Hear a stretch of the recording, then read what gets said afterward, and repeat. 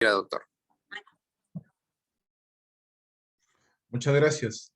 Muy contento de estar participando con ustedes y poder compartir un poco de la experiencia que tenemos ante esta pandemia, ¿no? Que nos aqueja desde ya diciembre, el año pasado, ¿no? Declarado por OMS como pandemia en el mes de marzo y cuyos primeros casos en la ciudad de Wuhan, en China, iniciaron los reportes del 31 de diciembre del 2019, ¿no?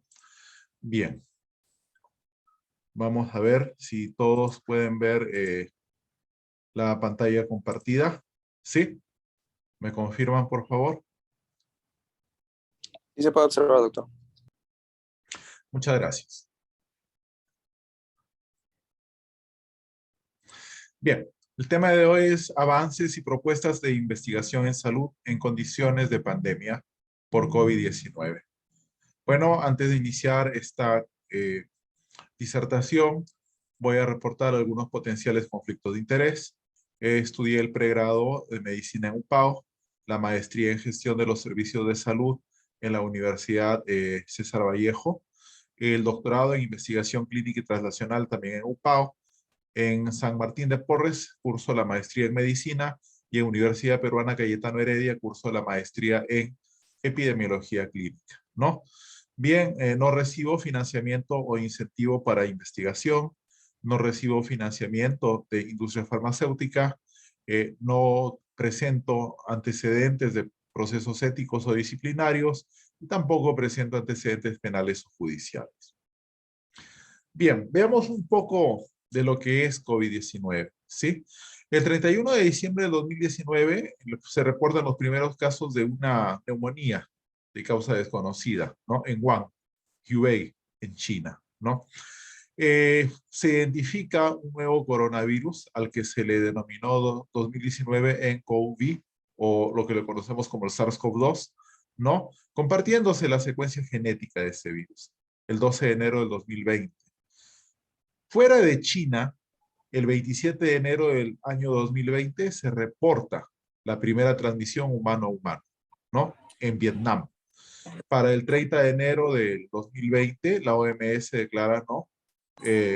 Como una ESP, ¿no? 2 a esta infección. Y para el 27 de febrero se establecen nuevas definiciones de casos sospechosos, ¿no? El 11 de marzo del 2020, la OMS caracteriza a COVID-19 ya como una pandemia. Es importante, Liliana, tu micrófono está encendido, nos causa un poco gracias, muchas gracias. Bien, entonces para el 11 de marzo del 2020 ya la OMS caracteriza al COVID-19 como una pandemia, ¿no? Veamos cómo está la situación en el mundo, ¿ya? Esta es un reporte epidemiológico global de la Universidad de Johns Hopkins, ¿sí? Miren, para el corte del día de hoy a las 5:21 de la tarde, el total de casos a nivel mundial es de 269.658.354 casos, ¿sí? Más o menos el total de muertos va por encima de los 5 millones. Y bueno, el total de dosis de vacunas administradas en todo el planeta es de 812.217 millones de vacunas. En los Estados Unidos de Norteamérica es el país que reporta mayor cantidad de casos, ¿sí? Tenemos casi 3 millones ya de casos en los últimos 28 días, y con un total de más de 49 millones de casos. Le sigue Alemania, el Reino Unido, Rusia y Francia, ¿no? Este es un mapa global donde nosotros podemos observar, ¿sí?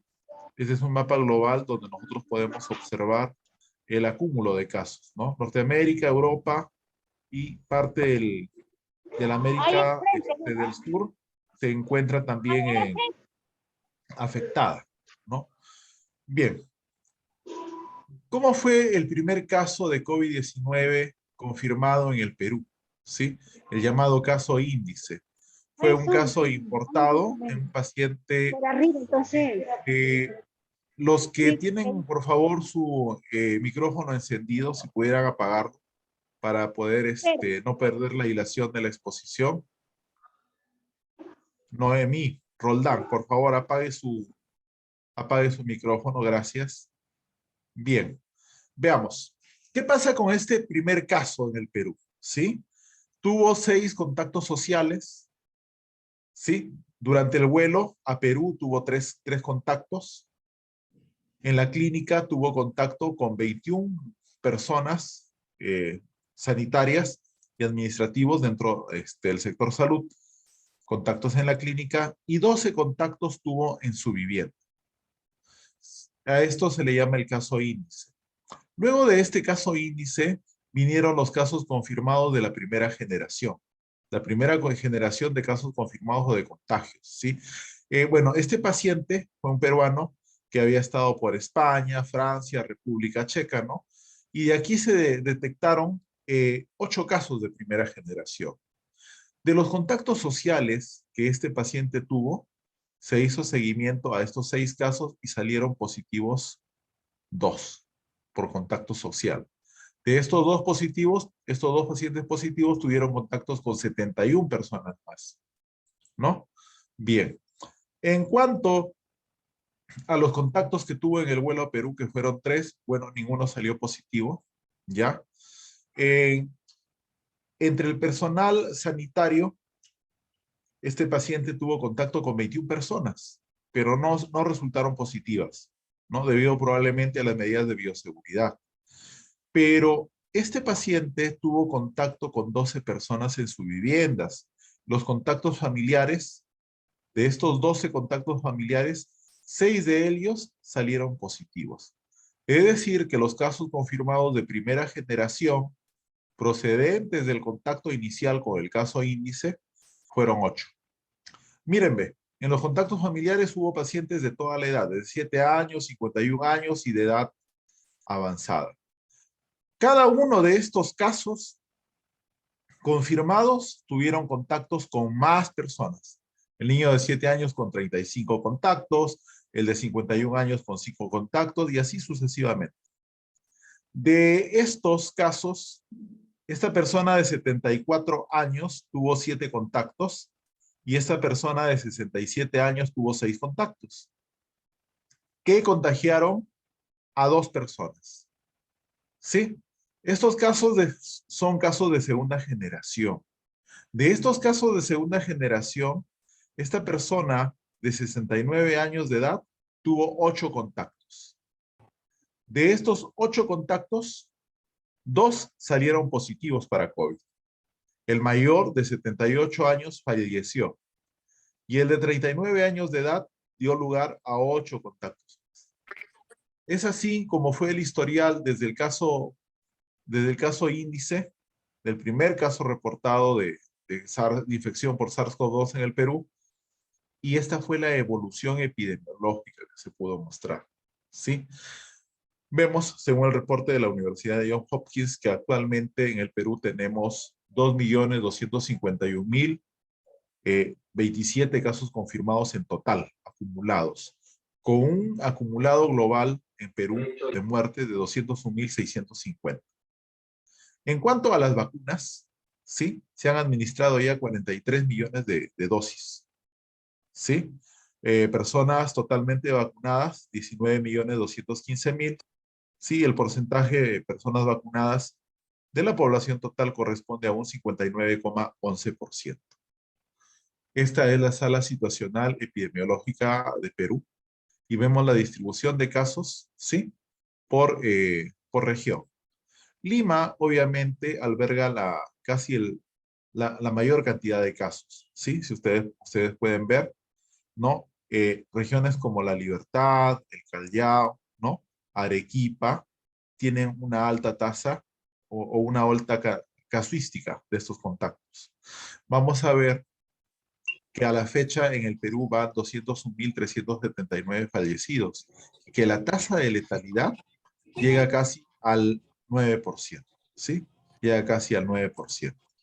Bien, otro aspecto muy importante que hay que tener es el hecho de las hospitalizaciones, ¿no? Según la evolución médica.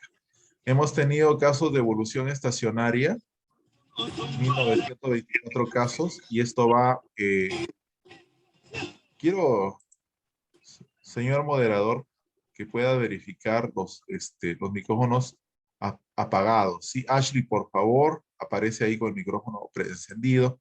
Bien, veamos acá. Entonces, esos hospitalizados, según evolución médica, vemos que 1924 casos están en evolución estacionaria a la actualidad, ¿no? En evolución favorable, 806 casos y en evolución desfavorable, 372 casos. El 28,8% de estas pacientes hospitalizados están con ventilación mecánica. Es decir, una cantidad cercana a la tercera parte de ellos, ¿no? La mayoría están hospitalizados en salud, no seguidos por establecimientos sanitarios del Ministerio de Salud y los gobiernos regionales. Bien. ¿Qué disponibilidad actualmente tenemos de camas UCI? ¿Sí? ¿Qué disponibilidad tenemos? Bien. Esta sala situacional está actualizada al 5 de diciembre. Ya, esa es una actualización reciente. Vamos a ver camas UCI ocupadas con ventilador, 978. Y 867 camas UCI con ventilador disponible. ¿Sí? Estamos todavía a inicios de una tercera ola. ¿Sí? No sabemos, ¿sí? A cuánto puede llegar. Y estas cifras, ¿por qué son importantes? Porque nos permite visualizar cuál más o menos es el impacto que puede generar, ¿no? Sanitariamente en la población esta pandemia, ¿sí? Miren, ve, en cuanto a fallecidos, miren, ve, la tasa de letalidad es alta, cerca del 9%. Y veamos que la mayor cantidad de fallecidos está acá, ve, de 70 a 79 años y de 60 a 69 años. Quiere decir que sigue la tendencia, obviamente, por las situaciones ya conocidas de grupo etario, que estos son grupos etarios más vulnerables, ¿no? Es lógico que en la tercera edad se encuentre la mayor cantidad de fallecidos, ¿sí? Recuerden que el sistema inmunológico es más, digamos, menos efectivo, ¿no? En el envejecimiento y en los primeros años de vida, ¿no? En los primeros años de vida, porque está el sistema inmunológico en un proceso de entrenamiento, ¿no? Y en los últimos años de vida, porque todos los sistemas corporales, incluido el inmunológico, están en declive. Y me pueden decir, pero ¿qué? Entonces ¿cómo va a ser? Entonces, ¿por qué hay menos fallecidos de 80 a 89 años, no? ¿Por qué hay menos fallecidos de 80 a 89 años? No, lo que pasa es que hay menos cantidad de población en este grupo etario. No es que no es que los más longevos fallezcan menos, no, sino que hay menos cantidad de pacientes dentro de este grupo etario. Pero el grosso de la mortalidad en el Perú está en la sexta y séptima década de vida, ¿no?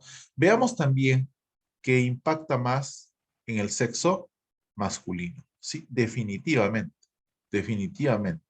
Impacta más en el sexo masculino. Bien, tal es así que el sexo masculino, en el caso de fallecidos, va a casi un 65%, ¿no? En comparación del sexo femenino.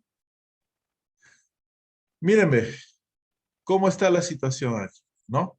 Eh, ¿qué, ¿Qué nosotros tenemos aquí para mostrar? ¿No? ¿Qué nosotros tenemos aquí para mostrar?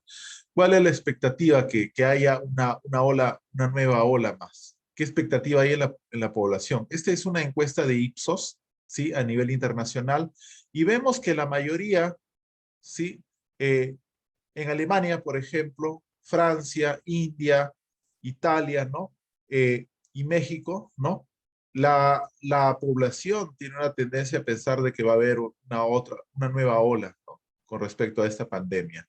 En algunos los porcentajes sí se incrementan, no tan de manifiesto, y en algunos como el Reino Unido y el Japón están un poco más confiados la población.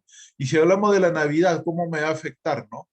Entonces, miren, ve, Ipsos también hace estudio de tendencia de cómo la población está vislumbrando su comportamiento en estas fiestas navideñas. Por eso es importante.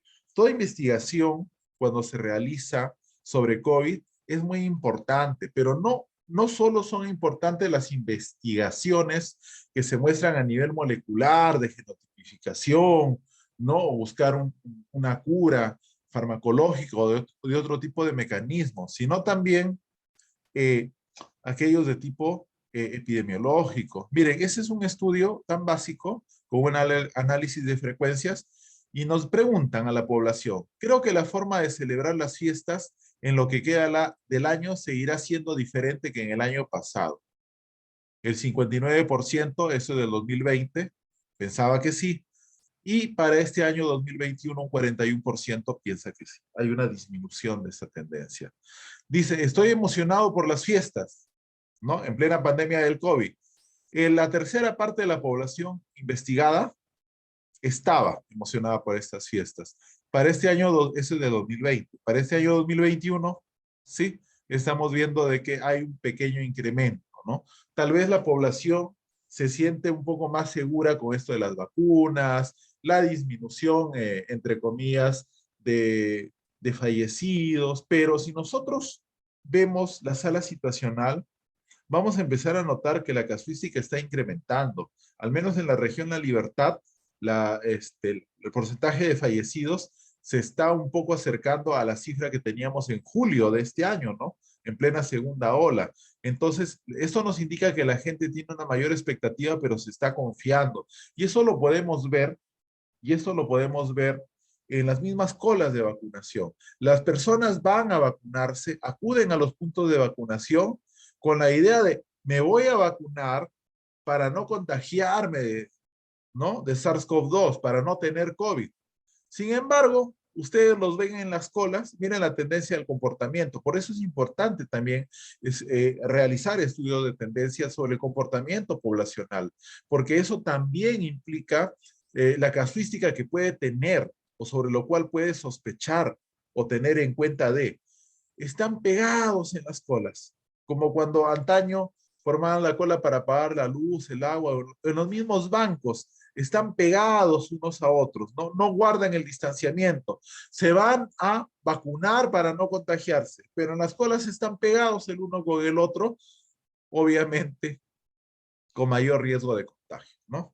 Ya estoy haciendo planes para modificar celebraciones en estas fiestas. En el 38% opinaba así en el año 2020, sí, en un periodo del 19 al 22 de noviembre, y un 29% piensa así en este año. Esta encuesta fue del 4 de noviembre al 7 de noviembre de este año. Miren entonces y vean la tendencia del comportamiento. Se está notando una mayor confiabilidad. Si nosotros tenemos una población que está educada, esa confiabilidad tendría que ir de la mano con el cuidado o las medidas de cuidado para evitar o reducir el contagio potencial que pueda existir. Pero lamentablemente en países como el nuestro, esa confiabilidad no va de la mano del cuidado para contagio. Se confían y piensan que pueden hacer su vida normal y esto genera un mayor riesgo de contagio por una tendencia de comportamiento poblacional. Hay que tener mucho cuidado. ¿Qué debemos investigar entonces? ¿Qué podríamos investigar sobre COVID? Diagnósticos, tratamientos, pronóstico. ¿Qué tipo de estudios debemos realizar sobre SARS-CoV-2 o sobre COVID-19, ¿no? Miren, ve, esta imagen refleja el comportamiento, el efecto del comportamiento poblacional. ¿Qué le dicen al científico, al investigador? ¿Qué le dicen? Encuentre rápido una cura para el COVID, por favor, porque será más fácil que prevenirlo. Ya se vislumbra que el comportamiento poblacional ya conoce las medidas de restricción, pero no las cumple. Hay una tendencia a no, a no, a no, a no prevenir. Lamentablemente no hay una cultura de prevención, ¿sí? Se esperanza más en tener una cura para cuando uno tenga la enfermedad, cuyo desenlace uno no puede pronosticar realmente, o tal vez sí en algunos grupos vulnerables o de riesgo, pero, pero no están atentos a tener una actitud preventiva, ¿sí? Entonces, la expectativa está en una cura, cuando la expectativa debería estar en un cuidado adecuado.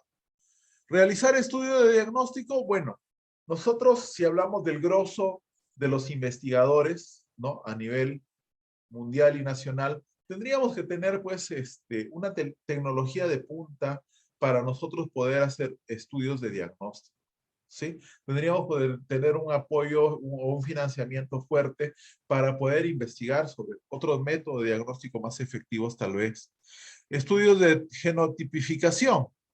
Bueno, ¿cuántas de las muestras tomadas en el Perú se genotipifican?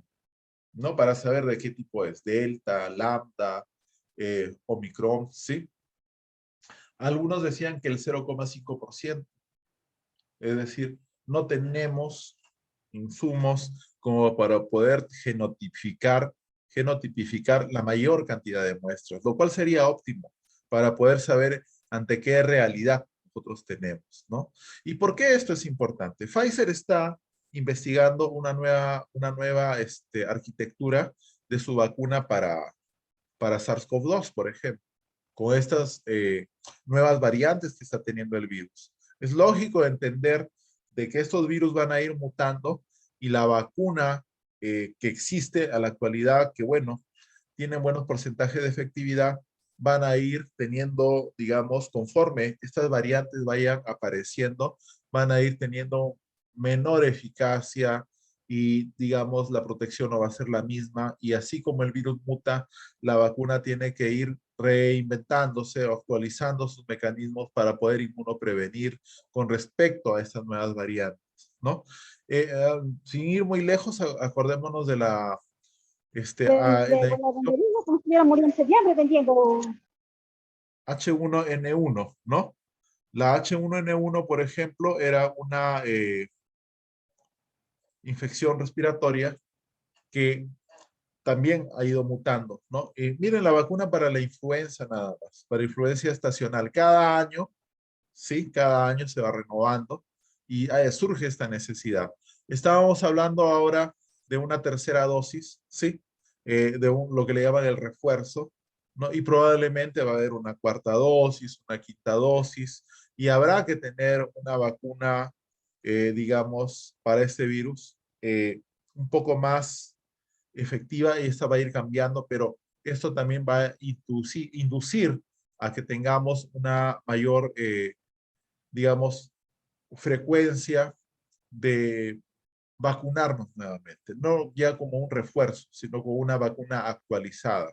Que cada cuánto tiempo va a ser, si es cada 6 meses o va a ser anual, eso lo iremos sabiendo conforme avanzan este tipo de mutaciones y este tipo de nuevos diseños de inmunización. Estudio de tratamiento.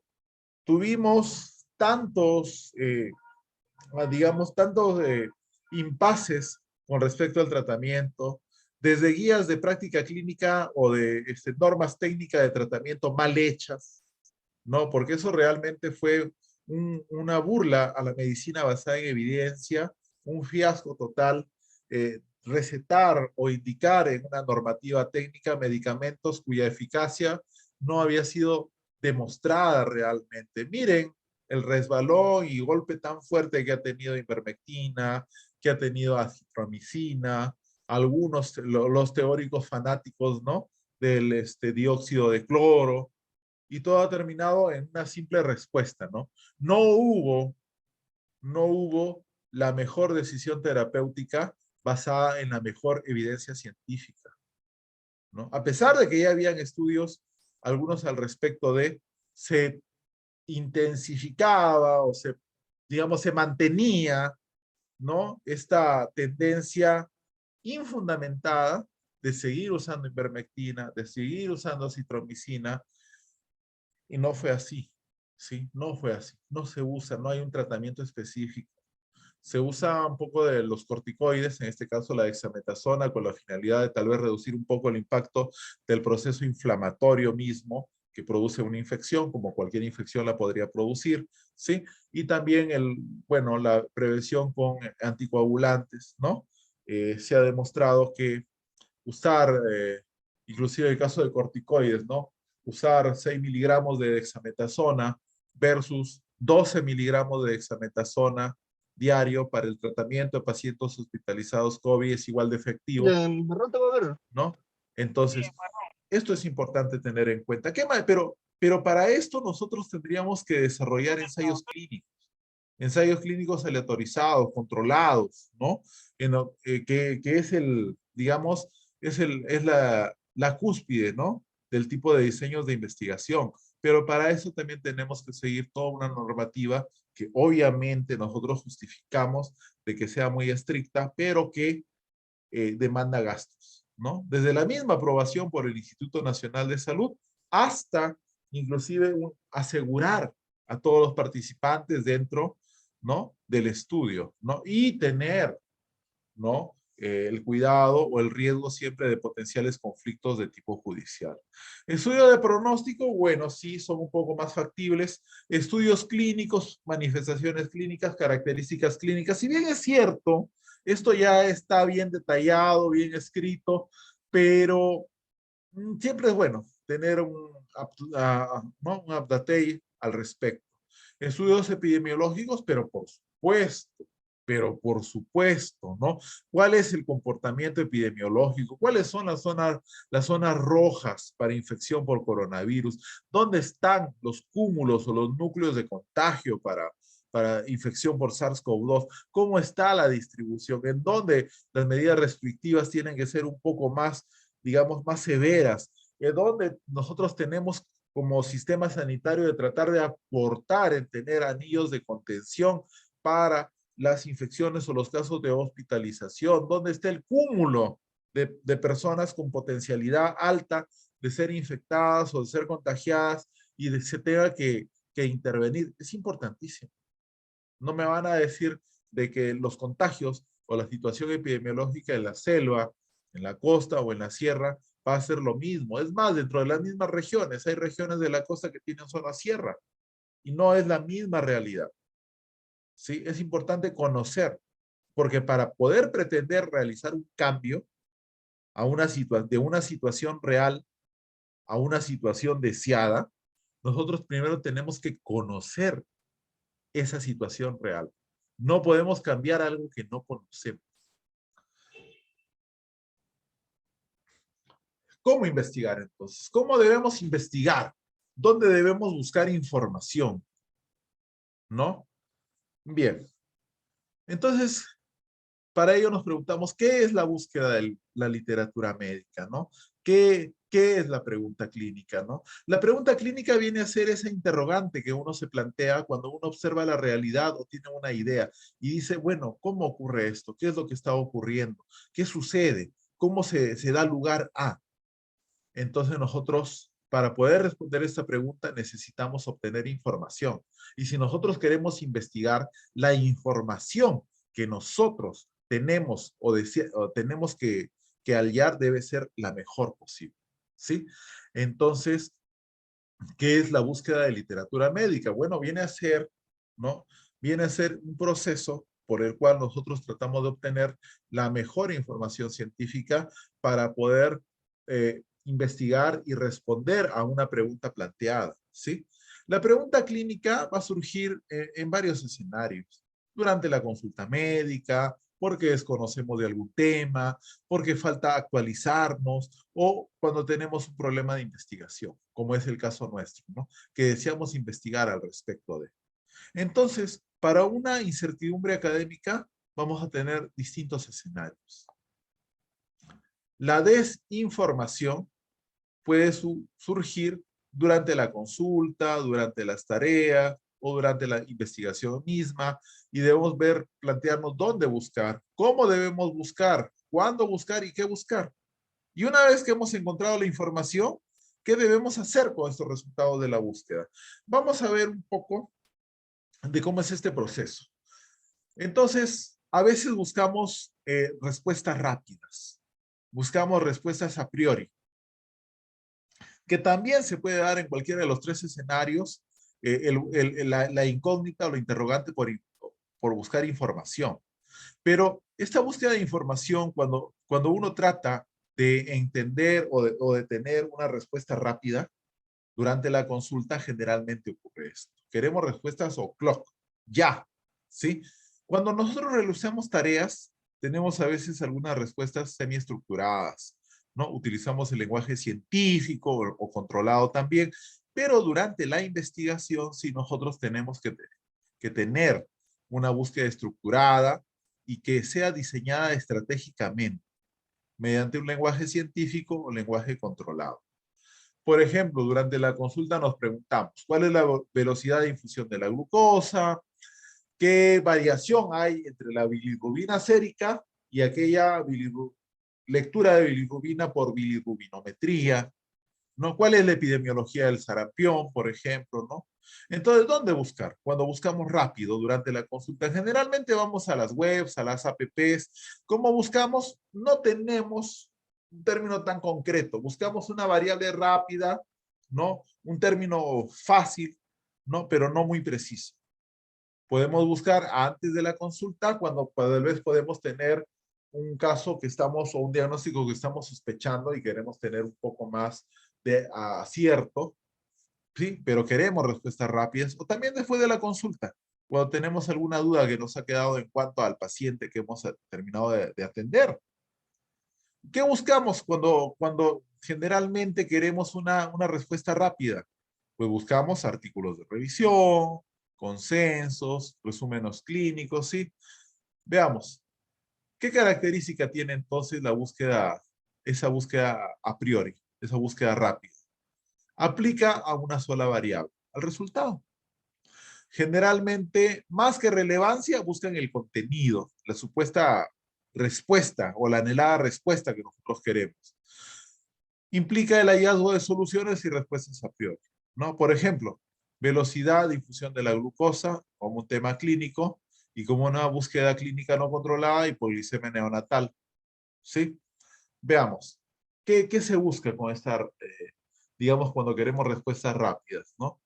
Reducimos el término desde lo particular a lo general, ¿no? Para buscar o para realizar esta búsqueda, pero vamos a ver lo que encontramos realmente. Mírenme, vamos a UpToDate, ¿sí? Y buscamos hipoglicemia neonatal, por ejemplo.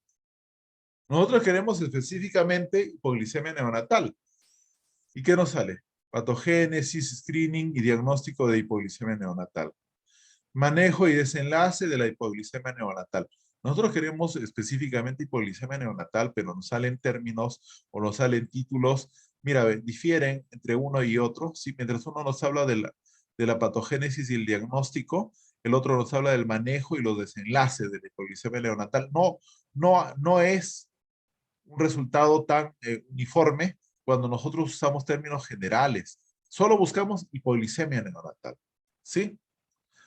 Vamos epistemónicos, ¿sí? Buscamos hipoglicemia neonatal, así como un término general. ¿Qué nos sale? Hipoglicemia neonatal en madres diabéticas, una revisión sistemática, ¿no? Y otro tipo de eje temático al respecto pero no específicamente a lo que nosotros queremos, ¿sí? Se va más por la tangente antes que para la parte específica, pero no va a ir a una parte específica desde el momento en que nosotros utilizamos un término muy general, ¿sí? Es como si buscaran fiebre. Oye, te van a salir 100,000 artículos de fiebre, pero ¿fiebre qué? Fiebre de origen desconocido, fiebre puerperal, te va a salir fisiopatología de la fiebre, tratamiento para la fiebre. Buscas en una forma tan general, no es un término tan elegido tan sistemáticamente y tienes toda esa discordancia de hallazgos. Vamos a Clinical Key. Buscamos también hipoglicemia neonatal. ¿Qué nos sale? Miren, hemos buscado hipoglicemia neonatal y ¿qué nos sale? Diabetes en el embarazo. Diabetes en el embarazo, manejo desde la preconcepción hasta el periodo postnatal. ¿No? Hipoglicemia neonatal y monitoreo continuo de glucosa, estudio randomizado, controlado, etcétera, ¿no? Hay una discordancia entre todos los resultados que encuentras y no va tan específicamente a lo que... Yo quiero buscar hipoglicemia neonatal, pero me voy por todos lados cuando no tengo una búsqueda estructurada. Cuando no tengo una búsqueda estructurada, yo me voy por todos lados, ¿sí? Bien, vamos a iDoctus, que también es otra fuente, una app en la que nosotros podemos buscar información rápida. Vamos también a Medscape, que da reportes un poco más concretos, pero igual, ¿no? No, mientras tú no tengas una búsqueda estructurada, no va a ser tan efectivo. ¿Qué ventajas tenemos? Quiera que no, tiene algunas ventajas. Bueno, usamos menos tiempo en el proceso de búsqueda. No requiere realmente criterios de búsqueda porque usamos términos generales. Se puede realizar desde la web, desde aplicativos móviles y permiten tomar, entre comillas, decisiones clínicas rápidas, ¿no? ¿Qué ventaja tiene? No podemos saber la metodología aplicada para la revisión. Por ejemplo, tú encuentras un artículo en UpToDate, que está muy de moda, pero ya encuentras un resumen que tú quieres, pero la fuente bibliográfica, la forma de seleccionar la fuente bibliográfica para construir ese artículo de revisión, ¿cuál fue? ¿Por qué fueron elegidos esos artículos para hacer ese artículo de revisión? ¿Qué seguridad o qué cuidados tuvieron al respecto? No, no vas a poder tener esa respuesta. La calidad de la evidencia, tú no la vas a poder determinar en forma inmediata. No sabes qué tipo de evidencia tienes, ¿sí? Entonces, ¿lo vas a hacer en forma inmediata? No. Tendrías que ir de referencia en referencia en referencia, en cada una de las referencias, para que tú puedas, digamos, saber el artículo, qué tipo de diseño tuvo, qué nivel de evidencia es, si fue la mejor evidencia científica, ¿no? Como ya hemos visto, los hallazgos no siempre coinciden con los términos de búsqueda. Sí, a veces buscar más rápido no es tan efectivo. Y en algunas ocasiones se necesita suscripción, ¿no? Clinical Key requiere suscripción, ¿no? UpToDate igual y muchas otras fuentes más. Entonces nosotros tenemos, si queremos buscar una información adecuada, que realizar una búsqueda semiestructurada y estructurada de la información científica. ¿Dónde empezamos? Bueno, si usamos el lenguaje natural, buscamos generalmente conceptos y definiciones habituales, terminología médica, ¿no? Y esto nos va a permitir una comunicación clínica. Pero cuando nosotros utilizamos, digamos, términos científicamente seleccionados, que son parte digamos, del mundo de la investigación, de la evidencia científica de alto, digamos, de alta confiabilidad, ¿no? Llamados tesauros, estos términos de búsqueda van a ser parte de lo que se llama el lenguaje controlado. Y es a través de estos tesauros que nosotros nos vamos a permitir tener una comunicación científica, ¿sí? ¿Cómo logramos entonces ir del lenguaje natural a un lenguaje controlado? En otras palabras, ¿cómo ir desde terminología del concepto clínico al concepto científico? A través de los MESH, ¿no? Que parten de los DEX también, descriptores de ciencias de la salud. El MESH es el Medical Subject Headings. Si quieres tener una definición más exacta, bueno, los MESH es el nombre de un amplio vocabulario de términos que son controlados específicamente para publicaciones de artículos y libros científicos, ¿sí? ¿Cómo inicio mi búsqueda? Bueno, todo parte de una idea de estudio. Uno observa la realidad y plantea una idea de estudio. Y de esta idea de estudio se plantea un problema de estudio. Este problema de estudio nosotros tenemos que ordenarlo metódicamente, en una forma estructurada. Y utilizamos la pregunta o la metodología PICO. PICO, que significa P de población, I de intervención, C de control, y O viene de outcome, que significa desenlace. Y a través de ese sistema nosotros vamos a fragmentar las variables para poder buscar los descriptores de ciencias de la salud y buscar sus equivalentes en meshes. Estructura entonces mis términos de búsqueda y, por ejemplo, para este caso vamos a explorar en PubMed. Este es el esquema de la estrategia de búsqueda, donde el paso 1 es la idea de estudio, el paso 2 es establecer el problema de estudio, ¿sí? Mediante la metodología o el sistema PICO, plantear la pregunta clínica, luego buscar los descriptores de ciencia de la salud, buscar la similitud en los meshes, PubMed, plantear la búsqueda por variable y luego tener la estrategia de búsqueda. Veamos entonces. Paso 1, idea de estudio. La idea de estudio parte de varias situaciones. Aspectos clínicos, aspectos diagnósticos, tratamiento, pronósticos, situaciones de salud, etcétera. Supongamos que en el aspecto clínico yo quiero ver retinopatía por ventilación asistida. Yo me planteo en mi idea de estudio de que los recién nacidos prematuros requieren muchas veces ventilación asistida, ¿sí? Pero esta ventilación asistida produce en estos recién nacidos retinopatía, ¿no? En estos prematuros produce o genera retinopatía. Bueno, veamos entonces. Supongamos que yo quiero investigar si en los recién nacidos prematuros la ventilación asistida genera algún tipo de retinopatía. ¿Cómo será en el sistema PICO? Bueno, la P es de población, en este caso serán los recién nacidos prematuros. La I implica lo que es intervención. En la intervención tú vas a colocar el fármaco, el tratamiento, ¿no? La terapéutica o la actividad que tú quieres enfrentar o que quieres demostrar. En este caso si previene la retinopatía o hay menos cantidad de retinopatía cuando tú utilizas un específico tipo de ventilación asistida. En este caso, vamos a evaluar el CPAP. Pero a este CPAP, nosotros tenemos que compararlo. ¿Pero con quién lo comparamos? En este caso, en ventilación asistida, lo vamos a comparar con el tipo de ventilación asistida que más frecuentemente se usa en recién nacidos prematuros, que vendría a ser la ventilación mecánica invasiva. Ah, bueno, entonces mi población son los prematuros, mi intervención sería el CPAP y el control estaría dado por la ventilación mecánica invasiva. ¿Cuál sería mi outcome o resultado? Evitar retinopatía. Bien, entonces, mi idea de estudio, paso 1, retinopatía por ventilación asistida. Luego establezco mi problema de estudio.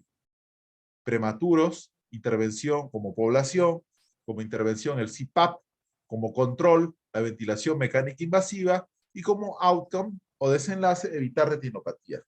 Y ya genero mi pregunta clínica.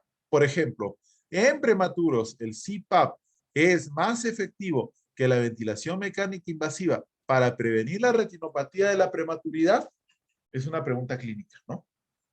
Entonces, yo puedo utilizar el sistema PICO cuando nosotros vamos a tener una intervención y vamos a tener un control para esa intervención. Pero, doctor, entonces cuando yo tenga ensayos clínicos, bueno, solo ahí voy a poder hacerlo, ¿no? O cuando haga algún retrospectivo que necesariamente pueda tener un comparador, solo ahí voy a poder aplicar el sistema PICO. Solo en ese caso, no. Existen también otros tipos de diseños de estudio, ¿no? Por ejemplo, también existe una alternativa de la PICO, es la pregunta PEO, donde P es población, E es exposición y O es desenlace. O es outcome, que en español es desenlace. Veamos, mi idea de estudio es obesidad y diabetes en niños. ¿Quién será mi población? Los niños. ¿Cuál será mi exposición? Obesidad. ¿Y cuál será mi desenlace? Diabetes. Mi problema de estudio, ¿cómo será? Mediante el sistema PICO. Población niños. En este caso, la intervención es reemplazada por la exposición, obesidad, y mi desenlace será diabetes. ¿Cuál será mi pregunta clínica para este tipo de situaciones? En niños, ¿la obesidad está asociada al desarrollo de diabetes? Muy bien, pero doctor, ¿y solo eso tengo? No, bueno, también tenemos el tipo de diseño EDP, que significa exposición, desenlace y población. Por ejemplo, la exposición, un factor de riesgo. Desenlace, apendicitis aguda complicada. Y población, escolares. ¿Cuál será mi pregunta clínica? ¿Cuáles son los factores de riesgo para apendicitis aguda complicada en escolares? ¿No? Entonces, existen las alternativas para este sistema PICO en los cuales, dependiendo los diseños de estudio, vamos a poder utilizar. Por ejemplo, el sistema EDP nos sirve para estudios transversales, de cohortes y de tipo control, ¿no? Aquí se recomienda este tipo de sistema LDP. Bien, volvamos entonces a la pregunta PICO. El sistema PICO nos permite fragmentar las variables. Ese es el tercer paso, fragmentar variables. Bien, población, prematuros, intervención, CPAP, control, ventilación mecánica invasiva y outcome, retinopatía de la prematuridad. Recordamos, en prematuros, el CPAP es más efectivo que la ventilación mecánica invasiva para prevenir la retinopatía de la prematuridad. Veamos, lo primero que tenemos que hacer es determinar los DEX. Y para esto nos vamos a esta dirección, ¿no? /dex.bvs.br/. Una vez que entramos a esta página web, sí, de los descriptores de ciencia de la salud, hacemos clic en consulta AODEX, consulta de DEX. Luego de ello nos va a aparecer esta imagen, esta ventana, y vamos a seleccionar en idioma de los descriptores el español, en consulta por índice alfabético. Aquí seleccionamos palabra o término y aquí colocamos el término de búsqueda. Supongamos que ponemos, vamos a ver, la población, prematuros. Prematuros vamos a colocar, ¿sí? Bien, pusimos prematuros y me va a salir varios resultados. Miren, por ejemplo, acá significa 2 de 4. Cuando yo coloqué prematuros como palabra de consulta, para esta palabra prematuros me salieron 4 resultados. 4 DEX me salieron. ¿Uso los 4 DEX? No, yo tengo que seleccionar el DEX que realmente corresponde al término de búsqueda. Por ejemplo, acá significa 2 de 4, significa que es el segundo descriptor de un total de 4 descriptores. Y vemos aquí el descriptor en inglés, infant premature. Bien, veamos la definición en español. Si este descriptor corresponde al término de búsqueda. Prematuridad, niño nacido antes de las 37 semanas de gestación. Sí, sí corresponde. Este es mi descriptor. Sí, ese es mi DEX. Infant premature. Muy bien. Lo mismo hago para los otros, para la intervención, para el control y para el desenlace. Por ejemplo, encontré que el descriptor para prematuros era infant premature, para CPAP era continuous positive airway pressure, para ventilación mecánica invasiva, respiration artificial, y para retinopatía de la prematuridad, retinopathy of prematurity. Muy bien, ya encontré mis DEX. Muy bien. Y ahora tengo que encontrar de estos DEX, ¿sí? De estos 4 DEX, tengo que encontrar su similitud en PubMed. Y esos son los meshes. Esta es la nueva plataforma de PubMed. Aquí está el link en la parte inferior. Y hacemos clic, una vez que hemos puesto en la página web, hacemos clic en Mesh Database. ¿Sí? Y bien, nos aparece esta interfaz. Acá ya está Mesh. Y aquí voy a colocar el término. ¿Sí? Veamos. Puse el descriptor. Miren, recordemos que para prematuros el descriptor era infant premature. Y lo vamos a colocar aquí. Ya seleccioné Mesh y aquí voy a colocar.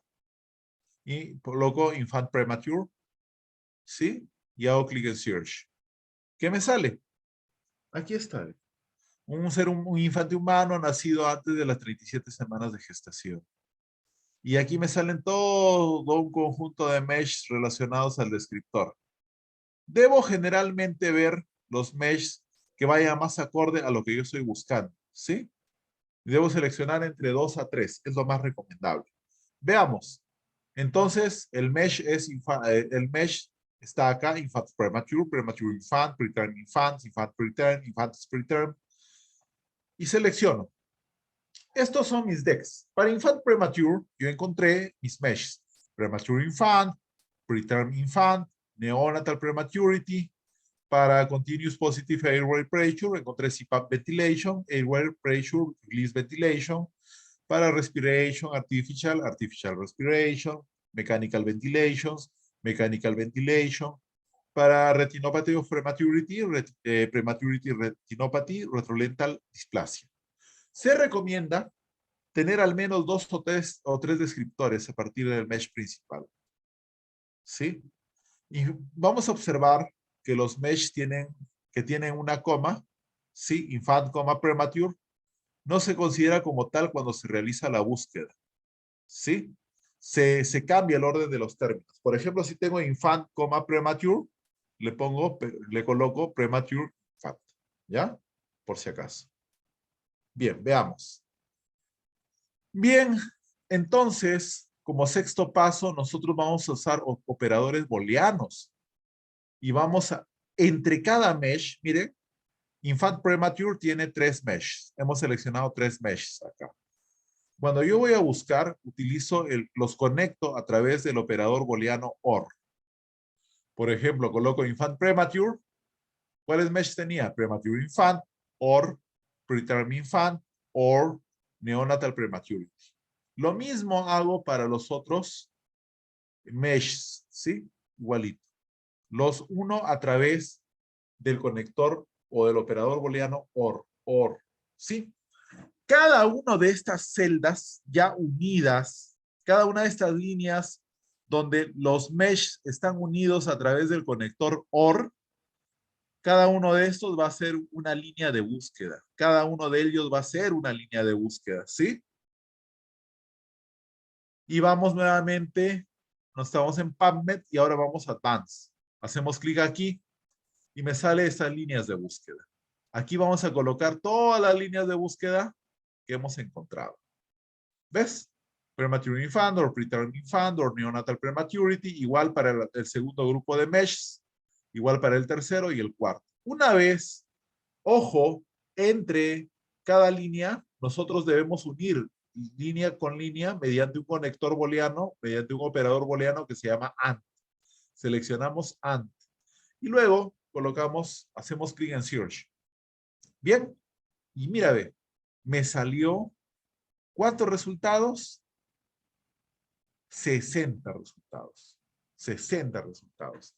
Y aquí me sale mi caja de búsqueda. Esta es mi estrategia de búsqueda, ¿sí? Ya cuando nosotros estábamos colocando estas líneas de búsqueda, ya me estaba saliendo la caja de búsqueda. ¿Ves? Esta caja de búsqueda es lo que yo voy a copiar y voy a colocar en mi estrategia de búsqueda. Aquí también sale, ¿no? The Search Query se llama, la caja de búsqueda. ¿Sí? Bien. Y con estos 60 artículos, esta es la evidencia científica de primera línea que nosotros tenemos para el tema que nosotros hemos decidido investigar. Y ya tengo los resultados. ¿Qué tipo de artículos debo consultar? Depende. La pregunta que yo me planteo con el diseño. Si yo quiero saber cuánto, cuándo, dónde, quién, voy a buscar estudios descriptivos. Si quiero yo investigar qué daño produce una exposición, voy a buscar un diseño de caso control. Si quiero decir qué exposición produce un daño, bueno, haré un estudio de cohorte. Si quiero saber cuánto disminuye el daño de un tratamiento o cuánto beneficia una medida, un ensayo clínico. Si yo me pregunto sobre la validez de una prueba diagnóstica, haré una prueba diagnóstica, ¿sí? Si yo tengo el tipo de pregunta que me hago sobre un tratamiento, bueno, puedo usar una revisión sistemática de estudios controlados aleatorizados. Si tengo una actividad preventiva, también una revisión sistemática de un estudio controlado aleatorio. Si yo tengo estudios de frecuencia, también puedo hacer estudios de revisión sistemática o buscar revisiones sistemáticas de estudios de cohortes o de estudios transversales. Igual, para diagnóstico, etiología y pronóstico. ¿Sí? Bien, eso sería todo. Muchas gracias. Espero no haberlos aburrido y haber podido, digamos, ayudarlos un poco, ¿no? En lo que me habían encomendado investigar. Si hubiese alguna pregunta, ¿no? Es así como nosotros realizamos las estrategias de búsqueda para cuando queremos investigar algo, ¿no? En COVID tenemos mucho por investigar, ¿eh? Aunque parezca que ya está hecho, hay varias cosas por dilucidar, pero no vamos a poder realizar una buena investigación si no tenemos un sustento o una fuente, digamos, basada en evidencia, ¿no? Y esto es la forma de cómo se hace. El ejemplo ha servido para poder ver metodológicamente cómo nosotros debemos investigar. ¿Alguna pregunta?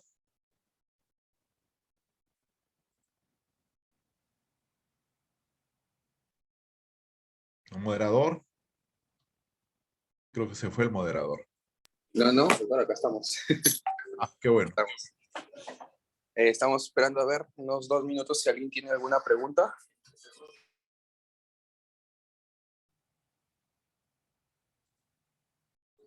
Veo que está mi gran amigo y maestro, doctor Luis Alzamaro de los Godos. Mucho gusto, maestro. Buenas noches, David, ¿cómo estás? Aquí para felicitarte tu exposición, excelente. Muchas gracias, maestro. Sí, justo el doctor Alex nos va a acompañar el día de mañana con la última ponencia. Uy, va a ser todo un lujo, ¿ah? Agradecemos también al doctor Luis Alex, que siempre nos está acompañando y nos acepta también en las ponencias. Gracias a él hemos tratado de hacer varios cursos de estadística y de investigación en general.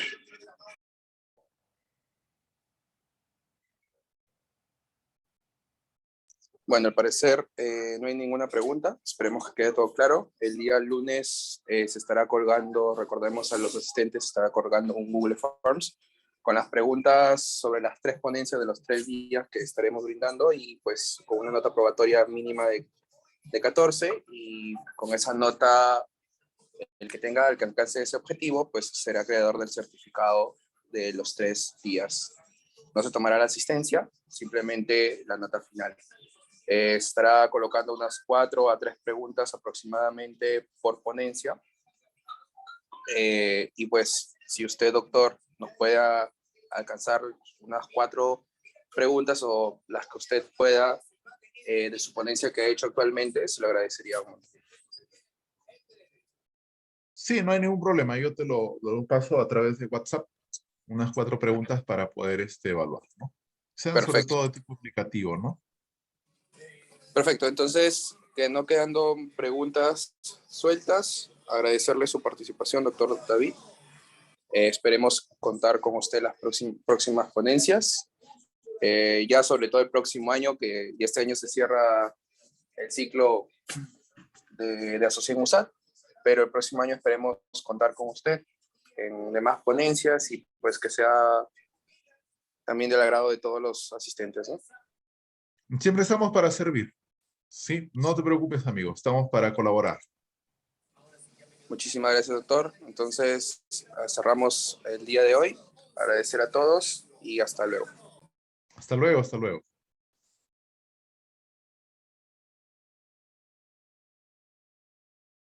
Hasta luego, doctor. Gracias.